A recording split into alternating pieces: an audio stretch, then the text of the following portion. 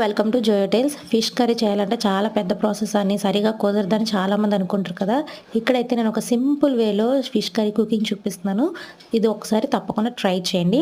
First అయితే ఒక బౌల్లోకి బాగా కడుక్కున్న ఫిషెస్ తీసుకొని అందులోనే ఉల్లిపాయలు, పచ్చిమిర్చి, ఉప్పు, కారం, పసుపు, కొంచెం వాటర్ వేసేసుకొని ఆయిల్ కూడా వేసేసుకొని ఈ ఫిషెస్ని అయితే బాగా వాటర్లో మరగనివ్వాలన్నమాట. వాటర్లో మరుగుతున్నప్పుడు పక్కనైతే చింతకాయలు ఉంటాయి కదా, చింతకాయలను అయితే మరిగించుకోవాలి. ఇదైతే గోదావరి స్టైల్ ఫిష్ పులుసు అండి.